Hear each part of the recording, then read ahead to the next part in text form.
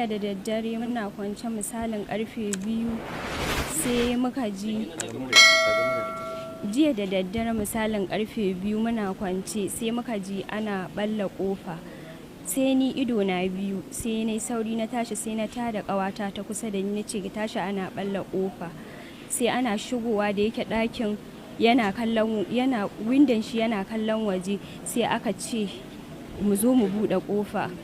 sai ba mu zo mun buɗe ba sai muka tsorata sai muka buɗe ta kicin muka kulla kanmu, suka balla kofa suka shigo suka buɗe ta ɗaki, da suka buɗe ta ɗaki sai ni sai suka samun bindiga akai suka ce ina wayoyinmu, sai suka ga waya kwaya ɗaya tana nan a gurin caji sai suka ɗauka sai suka ce kuɗi, muka ce musu ba mu da kuɗi sai suka ce ku tashi mu tafi,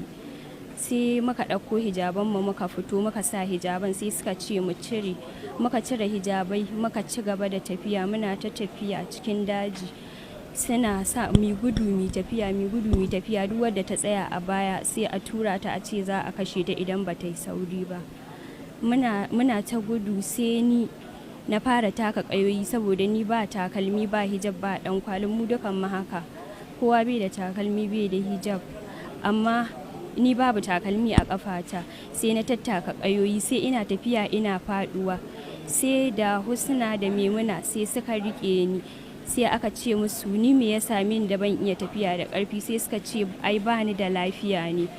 da aka ce bani da lafiya sai suka koma gefe da yake su hudu ne sai suka je suna magana, da suka yi magana sai aka dawo sai guda biyu suka tafi da wa'incan kawayen na wasu hudu, ni kuma sai guda biyu suka rike ni sai muka taho muna ta tafiya muka zo muka danyo nisa sosai da wa'incan suka kawo ni jikin bishiya suka ajiye ni suka ce in zauna a nan kada in tafi, sai suka juya suka yi tafiya su suna ta sauri, kafata duk kayoyi ko tafiya ban iya yi, haka nan na samu karfi na tashi na yi ta tafiya ban ma san inda zan je ba, tafiya kawai nake yi, ina cikin tafiya sai na hango haske, tun misalin karfe 2 nake tafiya har 4 sai na hango haske sai ne tunanin wasu kidnappers din ne, sai na juya zan tafi, sai haka nan dai na juya na tafi na je can gurin, ina zuwa gurin sai na ga gurin aero safety ne da kuma student a gurin, sai ne musu magana sai suka ce in shigo, da na shigo suka bani ruwa na sha na huta, da na huta sai gari yayi haske sai na hau mashin sai na dawo asalin gidan da aka ɗauke mu, ina zuwa sai na ga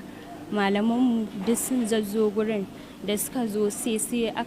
na taho ɗange shi nake saboda ƙafafuna ciwo suke yi ba na iya tafiya sosai sai an riƙe ni, sai aka ɗauko ni sai aka kawo ni asibiti, da aka kawo ni asibiti sai aka samu ruwa leda 2 sai na samu ƙarfi, yanzu haka ma ina asibiti shikenan. Amma duk tafiya ku ba duka ba zagi ba komai? Gaskiya da a ciki ni ce suka duka, sun duke ni a baya. Saboda ba na tafiya sosai sakamakon kuma ba ni da takalmi, kafata akwai kaya kuma sana tura ni, in sun tura ni sai in yi gudu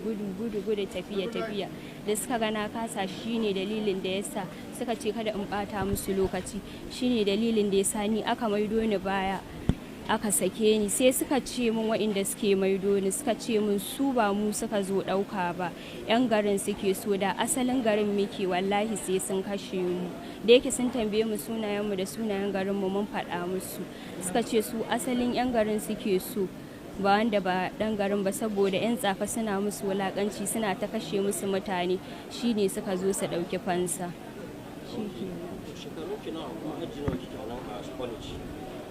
Shekara ta 19.